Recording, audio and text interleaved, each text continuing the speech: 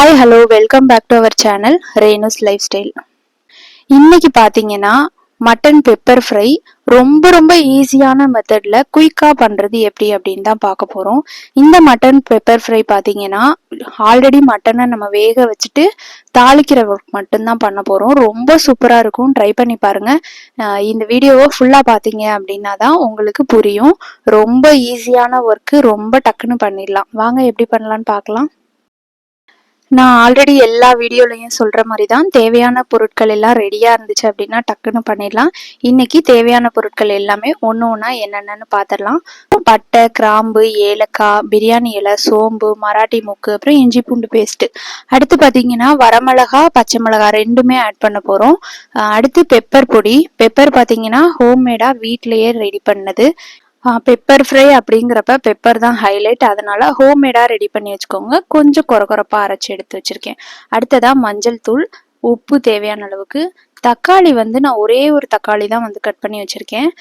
தக்காளியை ஸ்கிப் பண்ணுறதுனா கூட பண்ணிக்கலாம். அந்த லைட்டான புளிப்பு சுவை இருந்தால் இன்னும் சூப்பராக இருக்கும். அதனால் அடுத்ததாக பார்த்தீங்கன்னா பெரிய வெங்காயம் கட் பண்ணி வச்சுருக்கேன். நீல வாக்கில் நறுக்கியிருக்கோம் அப்படின்னா கொஞ்சம் நல்லாயிருக்கும். இன்றைக்கி பெப்பர் ஃப்ரை நல்லெண்ணெயில் தான் பண்ண போகிறோம். நல்லெண்ணெயில் பண்ணும்போது தான் ரொம்ப சூப்பராக இருக்கும். ட்ரை பண்ணி பாருங்கள். கருவேப்பிலை எல்லாமே ரெடியாக இருக்குது. ஓகே, எப்படி பண்ணலான்னு பார்க்கலாம்.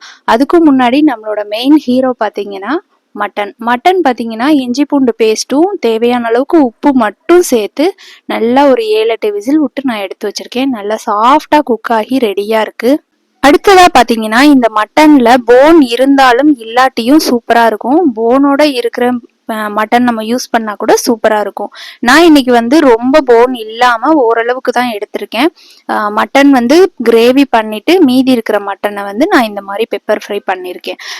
ஆயில் ஊத்திட்டு நம்ம பட்டை, கிராம்பு, ஏலக்காய் இதெல்லாம் எடுத்து வச்சிருக்கோம் இல்லையா, அதை போட்டு தாளிச்சு கருவேப்பிலையும் போட்டு நல்லா பொரிஞ்சதுக்கு அப்புறம் பெரிய வெங்காயம் ஆட் பண்ணிக்கலாம். இது எல்லாத்தையும் நான் வதக்குறதெல்லாம் கிளிப்பிங் எடுக்கல. ஏன்னா எல்லா வீடியோலையுமே நம்ம அதை தானே பார்ப்போம். அதனால குயிக்கா போயிடலாம் அப்படிங்கிறதுக்காக. இப்போ பார்த்தீங்கன்னா வெங்காயம் நல்லா ஒரு கோல்டன் கலர் அந்த மாதிரி வரும்போது பார்த்தீங்கன்னா நம்ம எடுத்து வச்சிருக்க பச்சை மிளகாய், அதுக்கப்புறம் வரமிளகாவை கிள்ளி ஆட் பண்ணிக்கிறேன்.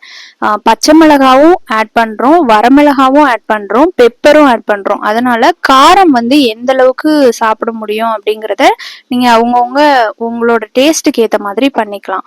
நான் இன்னைக்கு பாத்தீங்கன்னா மீடியமா தான் ஆட் பண்றேன்.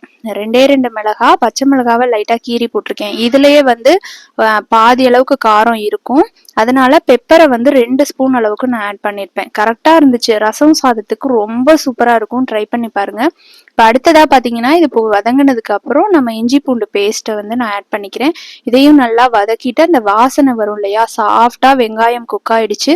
இப்போ இஞ்சி பூண்டோட ஃப்ளேவர் வரும்போது பாத்தீங்கன்னா அடுத்த இன்கிரீடியன்ட் ஆட் பண்ணிக்கிறேன். இந்த மட்டன் பெப்பர் ஃப்ரை பார்த்தீங்கன்னா ரசம் சாதம், தயிர் சாதம் இதுக்கெல்லாம் சூப்பரான பெஸ்டான காம்பினேஷன். தக்காளி ஆட் பண்ணிக்கிறேன். தக்காளி ரொம்ப சின்ன தக்காளி, ஒரே ஒரு தக்காளி தான் ஆட் பண்ணியிருக்கேன்.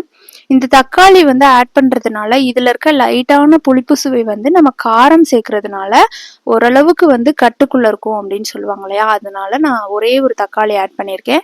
இப்போ இந்த தக்காளி நல்லா சாஃப்டாக குக் ஆகிறதுக்காக கொஞ்சமாக உப்பு சேர்த்துருக்கேன்.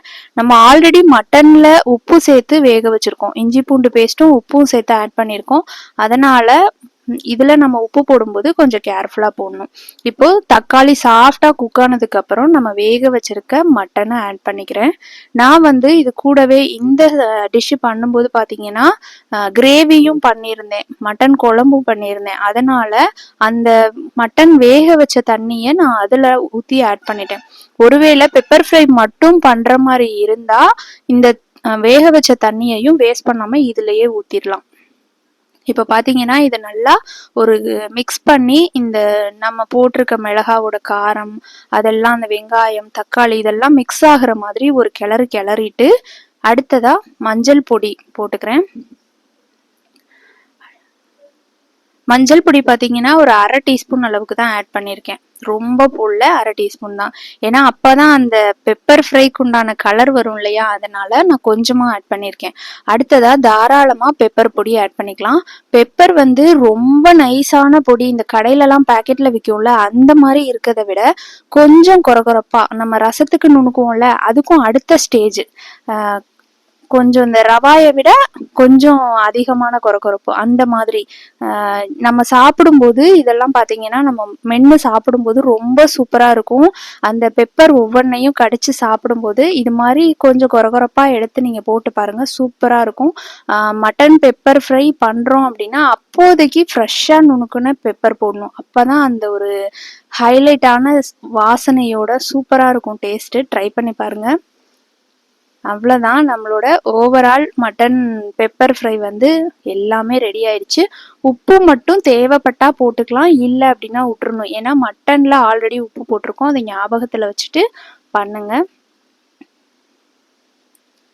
அவ்வளோதான். இப்படியே வந்து நம்ம கொஞ்ச நேரத்துக்கு ஒரு தடவை கிளறி கிளறி விட்டோம் அப்படின்னா நம்ம போட்டிருக்க வெங்காயம் தக்காளி இதெல்லாம் வந்து நல்லா குக் ஆகி அந்த மட்டன் மேலே கோட்டிங் மாதிரி பட்டுரும்.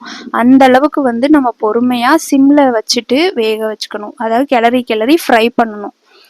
ஃப்ரை பண்ணும்போது தான் அதோட டேஸ்ட் வந்து நல்லா ஹைலைட்டாக சூப்பராக எடுத்து கொடுக்கும். கொஞ்சம் பொறுமையாக பண்ணோம் அப்படின்னா ரொம்ப நல்லாயிருக்கும். ஓகே ஃப்ரெண்ட்ஸ், அவ்வளோதான். இது ஒரு 3 மினிட்ஸ் 4 மினிட்ஸ்லேயே ரெடி ஆகிடும். அவ்வளோதான் ஃப்ரெண்ட்ஸ், இந்த வீடியோ வந்து உங்களுக்கு பிடிச்சிருக்கும் அப்படின்னு நான் நினைக்கிறேன். இந்த வீடியோ பிடிச்சிருந்துச்சு அப்படின்னா லைக் பண்ணி ஷேர் பண்ணி கமெண்ட்ஸ் பண்ணுங்கள். நம்ம சேனலை புதுசாக பார்க்குறவங்க சப்ஸ்கிரைப் பண்ணிக்கோங்க. நெக்ஸ்ட் ஒரு சூப்பரான வீடியோவில் சூப்பரான ஒரு டிஷ்ஷோட உங்களை மீட் பண்ணுறேன். Thank you so much. பாய்.